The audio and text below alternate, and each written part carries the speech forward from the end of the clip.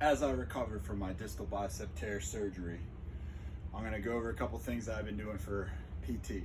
So the doctor hasn't cleared me yet for full PT, which I plan on going to a in-place facility where I can do my physical therapy all the way with someone else who's had a ton of experience with someone who's recovered from this injury. But in the meantime, I haven't been cleared for PT yet. So here's kind of what I'm doing. So if you are following along, I have a couple people that reached out about they just tore theirs or they just had surgery. So here's what I've been doing, and I feel like it's been fairly successful.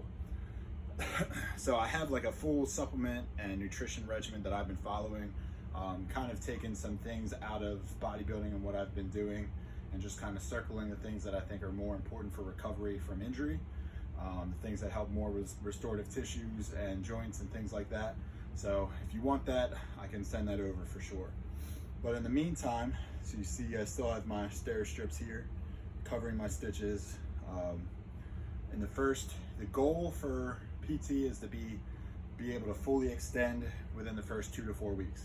I am almost 3 weeks post-op, 2.5 weeks or so, and I am about there before I start to feel it like stretch, and I don't quite feel pain yet. If I went a little further, I'd feel the pain. So I'm kind of just working that angle, kind of working my hand down my leg a little bit further every time I can kind of stand up. If I can get my arm to relax, I'll stretch it a little bit more. But again, the moment I feel pain, I shut it down. I don't want my body to create this reaction that every time it stretches, it needs to lock up. So I've been working on that stretch a little bit. I've also been working a lot on my rotation here. So I can get pretty flat here. I can get pretty flat and even go a little further with my left hand. But with my right hand, I can't quite get flat. It just don't have the mobility. Again, I feel a little bit of that stretch, and if I go a little further, I'll feel the pain.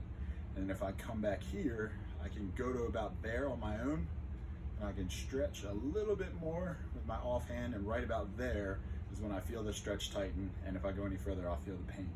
So I can't quite get my hand flat on the table yet. I probably can't type on a computer very well. I can kind of hit the bottom 3 fingers or so, but that's that. I'm also allowed to do as much unweighted movement as I want, again, within reason, as long as I don't have any pain or any kind of undue stretching. So I've just been kind of working that rotation, working that movement as much as I can.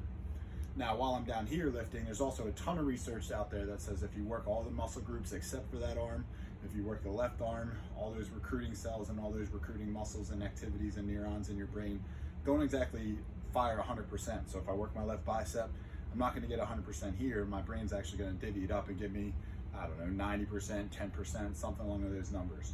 So it will still keep me from atrophying. It will still keep me in like the recovery phase. So I've been working my left arm pretty good, and I've been lucky enough to have this home gym where I can do a lot of things with my legs. So I've been working pretty hard on my legs just to keep the blood moving and keep working the things through my system. One thing I highly recommend if you have a shoulder, arm, or upper body or extremity injury in your upper body, this top squat from Sorinex has been a lifesaver. So it kind of takes a standard bar and turns it into a safety squat bar. So I'm able to get up under that thing with one hand and do all my squats, all my good morning movements, all my barbell movements without having to bring the second hand for stability or for strength and things like that.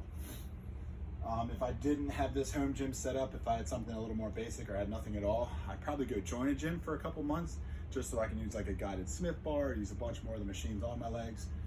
But again, it's all about just keeping movement. I've been able to hit cardio 5-6 times a week, and I don't want to do too much because I don't want to burn the muscle away, but I also want to keep things moving and keep my immune system intact. My first like week and a half, 2 weeks, I kept the sling on while I worked out just to prevent me from being reactive or doing something extra with this hand. Now again, I'm trying to work that stretch, so if I'm sitting down and doing something, I'm kind of working my hand down a little bit more, a little bit more, a little bit more. One thing I'm going to bring into it soon is start to try, and even though it's single side, I'm going to start to hit chest and back a little bit, just with some of the cable attachments and things like that. If I can ever get to the point where I can start to move this without pain, or if I get cleared for it, I might buy a cuff or something like that just so I can move my hand around a little bit more, get some of that shoulder involvement, chest and back involvement without working the bicep directly. But they say the bone takes about 9 weeks to heal, And again, I'm pushing 3 weeks post-op, so I'm not cleared there yet. And then the ligament itself takes 10 to 12 weeks to heal. So I am nowhere close to being able to use this bicep much, but it's already getting more mobile and things are feeling a little bit better. So if you have an extremity issue or a distal bicep tear, there's some things I recommend for you. Check in later.